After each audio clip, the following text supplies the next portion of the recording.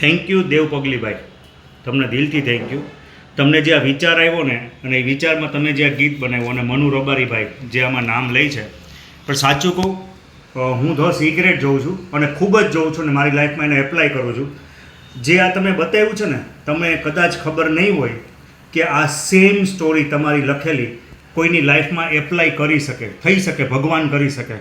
Same આ story, same story real લાઈફમાં જ્યારે મારે ઘૂઘરાનો બિઝનેસ કરવો હતો તો કેટલા લોકોએ મને તડછોડેલો છે, અને આ તમારો વિડીયો છે ને એ મારા સ્ટ્રગલ પીરિયડમાં સતત જોયા કર્યો છે.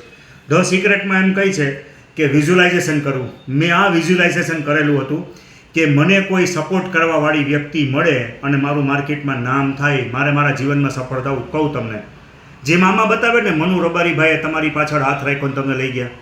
મારી લાઈફમાં કમલેશ મોદી આવ્યા અને મારી દુકાનમાં એણે વિડીયો બનાવ્યો, અને પછી લોકોને ખબર પડી કે હિતેન ભગત ઘૂઘરા છે. જુઓ તમે, સેમ સ્ટોરી તમારી લખેલી તમે દર્શાવ્યું, પણ હકીકતે મારી રિયલ લાઈફમાં વિઝ્યુલાઇઝેશનની એટલી બધી તાકાત છે, પાવર ઓફ વિઝ્યુલાઇઝેશનની, કે હું આને સતત જોતો, હું રોતો. અને અમારા સ્વામિનારાયણ ભગવાનને તમે જે માતાજીનું બોલો તો હું એમાં ખાલી સ્વામિનારાયણ ભગવાનને હું ડેડિકેટ કરતો, અને સતત મેં આ વિડીયો બહુ જોયેલો છે. જ્યારે પણ હું મારી લાઈફમાં ડિમોટિવેટ થતો, અને જે પણ વ્યક્તિ જેને કંઈક કરવું છે લાઈફમાં, હું તમને પ્રોમિસ આપું છું, તમારું જોડું મારું માથું, આવા શબ્દો હું બોલું કે તમારું જોડું મારું માથું, તમે આ સતત વિડીયો જોવો.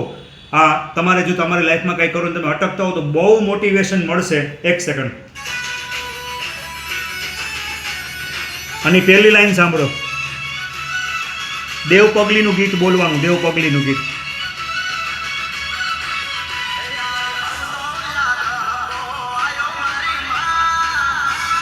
હે મારા મહારાજ.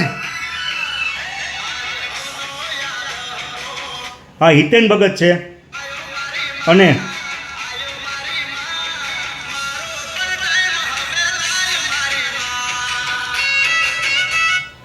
ઓલા હતા કમલેશભાઈ મોદી. જે દિવસે કમલેશભાઈ મોદી આવવાના હતા એના આગલા દિવસ સુધી, અને હજી પણ હું આ વિડીયો જોઉં છું, કમલેશ મોદીએ અહીંયા હાથ રાખ્યો હતો. હું કમલેશ મોદી તમારો ખૂબ ખૂબ આભારી છું. શા માટે ખબર છે? તમે મારી સ્ટ્રગલની લાઈફને થોડી ઘણી પૂરી કરી દીધી છે, કારણ કે વિજય ચાર રસ્તા ઉપર હું બીજી દુકાન કરું છું. એટલે તમે જે વિચારો એ થાય. જે કોઈ પણ વ્યક્તિ લાઈફમાં સ્ટ્રગલ કરે છે એ વિઝ્યુલાઇઝ કરજો કે હું લાઈફમાં સક્સેસ થઈશ. આ વિડીયો જ ખાસ જોજો. અને જો તમારે 3 મહિના કે 6 મહિનામાં લાઈફમાં ફેર ન પડે, તમે જે માતાજી, જે ભગવાન, જેને માનતા હો ને, આમાં જે માતાજીનું કંઈ, મેં શ્રીજી મહારાજને આગળ રાખ્યા હતા, આ લાઈન ટુ લાઈન મારી લાઈફમાં સાચું પડ્યું છે. એટલું એમ કહું છું કે સપના જોશો તો પૂરા થશે. Hiten Bhagat Ghughra, thank you Dev Pagli, thank you કમલેશભાઈ મોદી. મારું હિતેન ભગત ઘૂઘરા વિજય ચાર રસ્તા ઉપર થાય, જે મારા માટે સપનું છે ને અત્યારે હું આ ગીતને સેલિબ્રેટ કરું છું. ડીટુ આની જેમ થયું.